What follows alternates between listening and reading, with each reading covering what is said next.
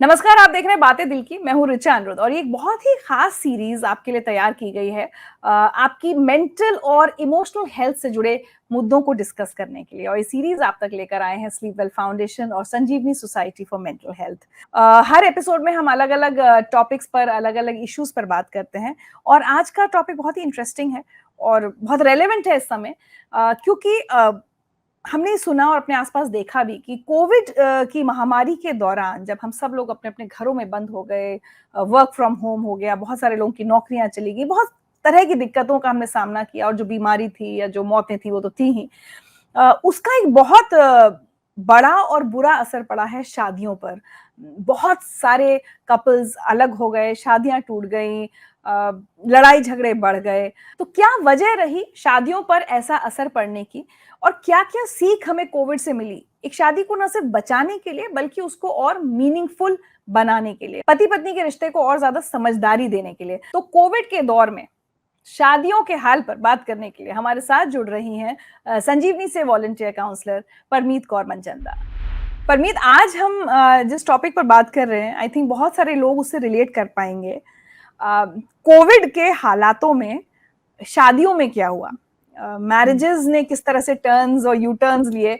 और मैं एक जगह एक रिपोर्ट पढ़ रही थी कि डिवोर्स केसेस या सेपरेशन बहुत ज्यादा बढ़ गए हैं कोविड एंड पोस्ट कोविड।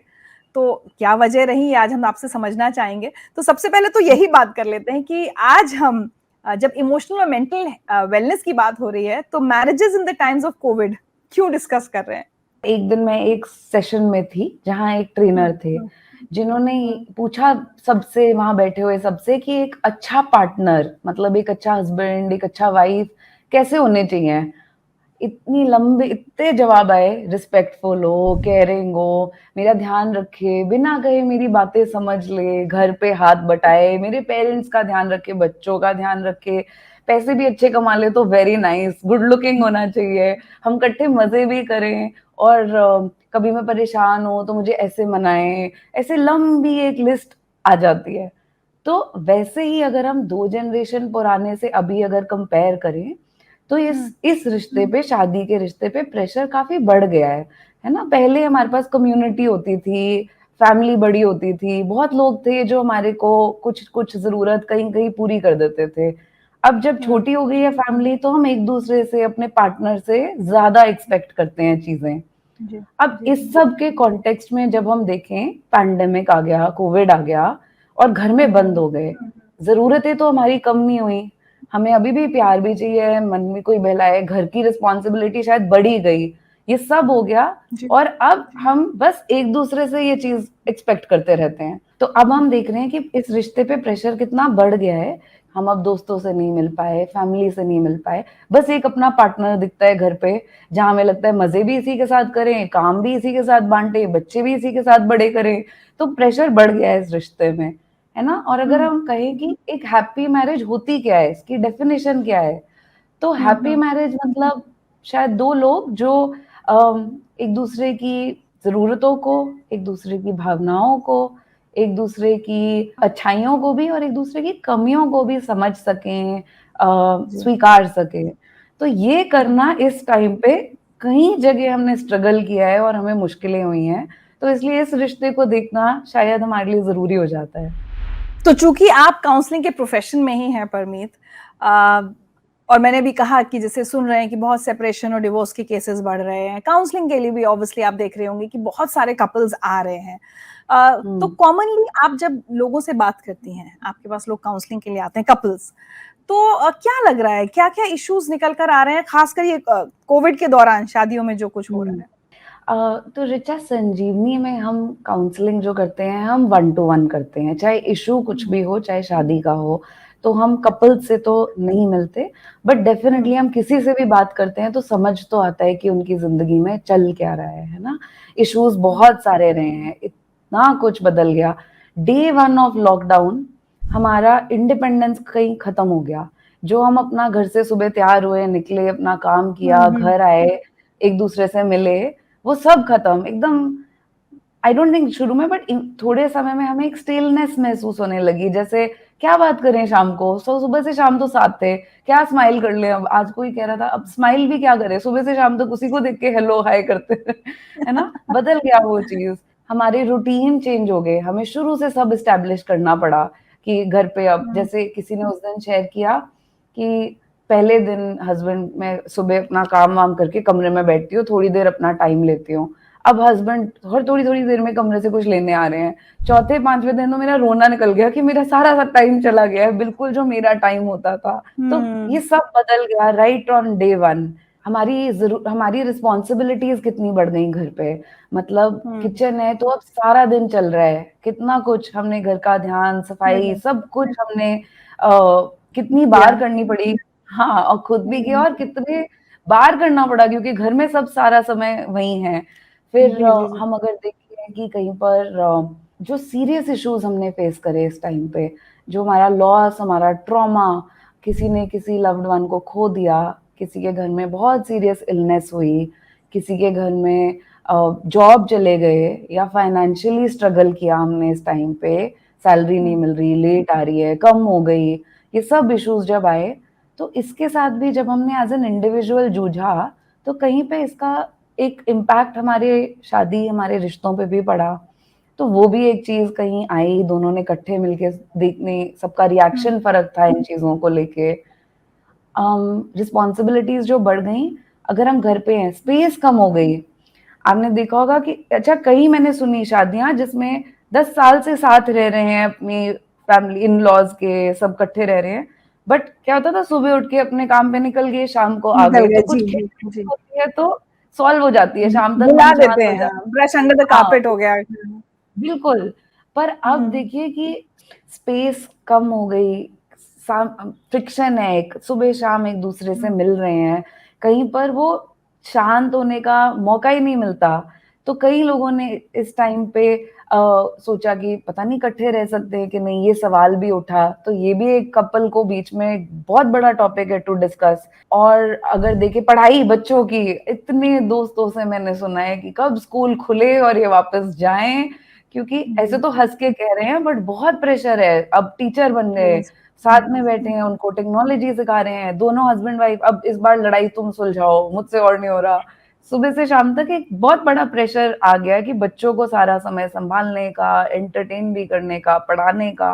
कई जगह हम देखे पेरेंट्स ओल्ड हैं, कई कपल्स ने घर पे पेरेंट्स के साथ रह के जाने का भी डिसीजन लिया, तो वो भी एक बहुत बड़ी चीज है, to get use to adjust to, है ना, और उसका भी कपल पे एक असर आता है। या कई जगह किसी की फैमिली में इलनेस है या मेंटल इलनेस है, या ओल्डर पेरेंट्स को केयर करना, एक अगेन रिस्पॉन्सिबिलिटी बर्डन कहीं आ जाता है, हम नेगोशिएट करते हैं कौन क्या करेगा किस समय। तो ये सारे एक इश्यूज इम्पैक्ट तो हमारे पे कर जाते हैं, और जब करते हैं तो रिलेशनशिप पे भी आते हैं। कई लोगों की शादियां हुई जस्ट बिफोर कोविड, उनके लिए इतना फास्ट फॉरवर्ड में डोमेस्टिकेशन हो गई ना। मतलब आप सोचिए, शुरू में आप शादी करके घर आते हैं, सबके साथ रह रहे हैं, फिर आपको अपना टाइम चाहिए होता है, तो आप निकल जाते हैं, चलो। हाँ बिल्कुल, सबने किया है ना, चाय पीने चले गए, कॉफी। अब आप बिल्कुल बंद है, डे वन से क्या खाना बन रहा है, किचन में हेल्प करनी, ये सब शुरू हो जाता है। तो वो एक टाइम जो, चलो थोड़ी देर दोस्त को मिलाती हूँ, अभी सब बहुत कुछ नया है, कोप करने में लग रहा है, तो जो मम्मी के घर 2 दिन हो आई, वो सब बंद हो गया एकदम शुरू में शादी के।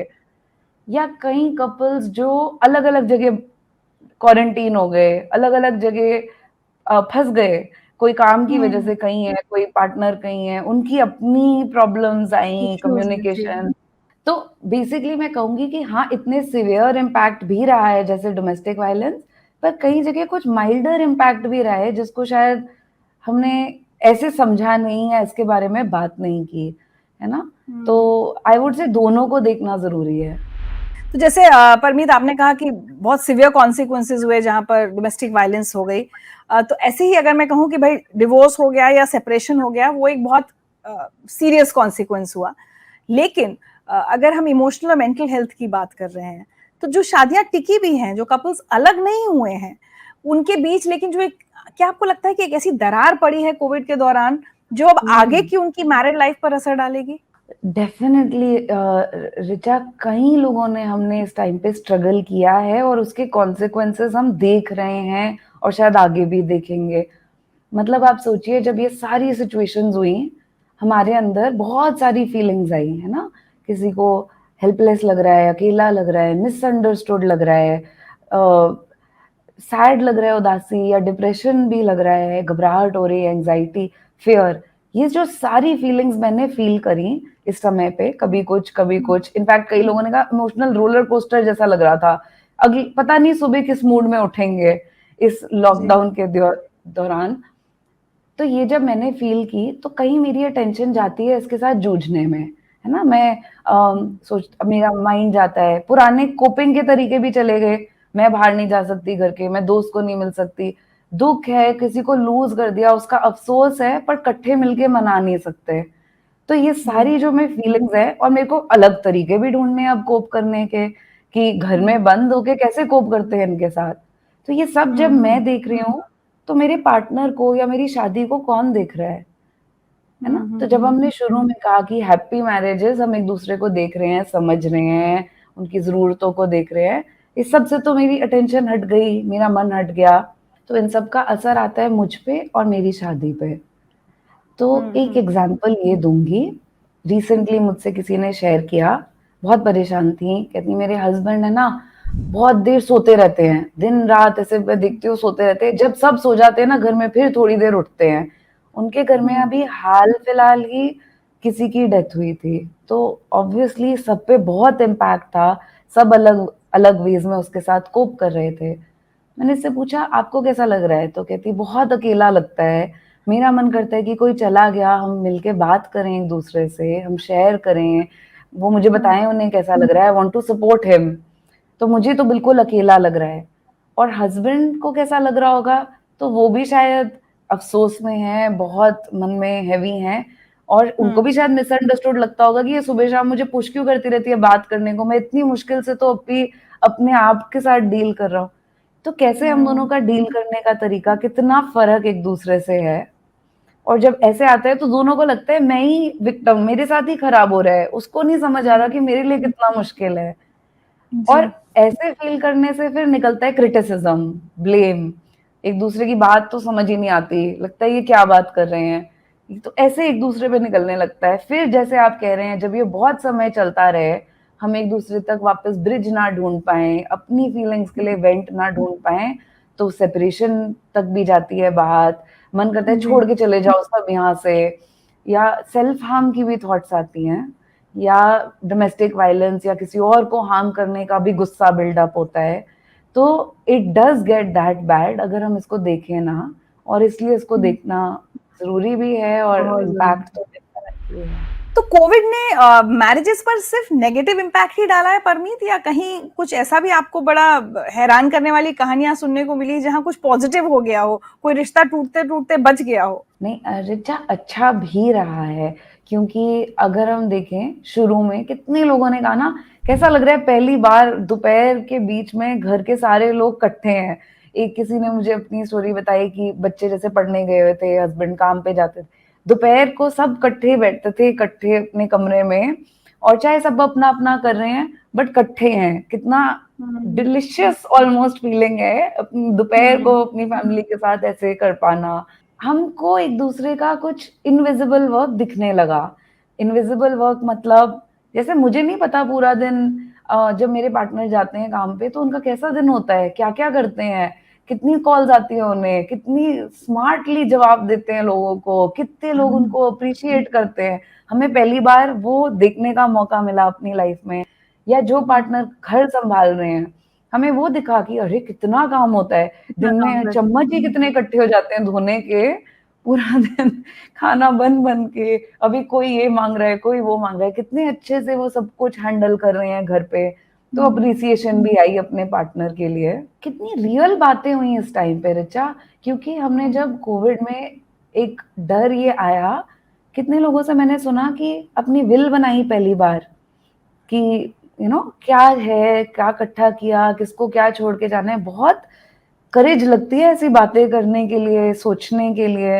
हमने अप्रिशिएट एक दूसरे को ज़्यादा किया, हमने ये सोचा कि कहाँ रहना चाहते हैं, कई लोग पेरेंट्स के साथ शिफ्ट हो गए, कहा कि अब काम नहीं है तो ये कर सकते हैं, इतना टुगेदरनेस आई। और डर के टाइम कई बार हमें ये चाहिए भी होती है, एक कंफर्ट, एक सिक्योरिटी, फिजिकल हग्स हमें ज्यादा चाहिए होती हैं, तो हम एक दूसरे की तरफ टर्न भी करें।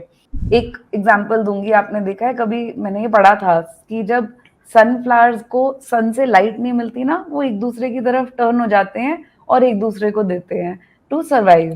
तो उस तरीके से कहीं हमने ये भी सीखा कि कैसे एक दूसरे को इस टाइम से निकालना है, प्यार करना है। ये भी कई जगह हुआ, तो इकट्ठा भी हमें लाया है कई तरीके से ये समय।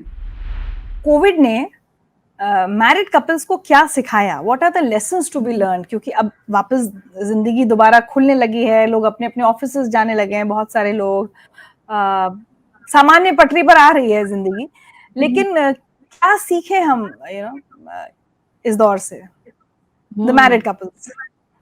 सबकी शादियों में कुछ अच्छे मोमेंट भी रहे होंगे इस दौरान, कुछ मुश्किल भी। आई थिंक जिन्होंने इस समय को अच्छे से एक दूसरे के साथ निभाया, उन्होंने कई चीजें ऐसी करी जो काफी हेल्पफुल रही उनके लिए, है ना।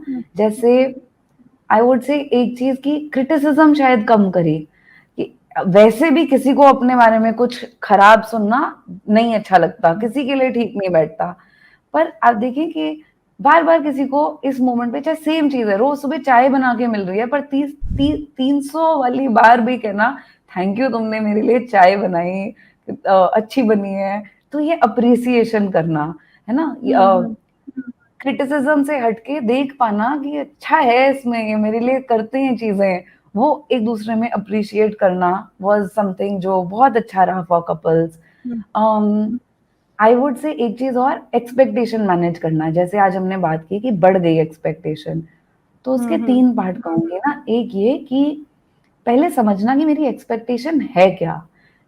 एक और एग्जांपल दूंगी, किसी ने जैसे मुझे कहा कि मेरे हस्बैंड जब आजकल पैसे बहुत खर्चते हैं ना, तो मेरे को अंदर से वो होता है, फिर मैं इरिटेट होती रहती हूँ उनसे कि थोड़ा संभालो, क्या है, थोड़ा सा तो कंट्रोल करो।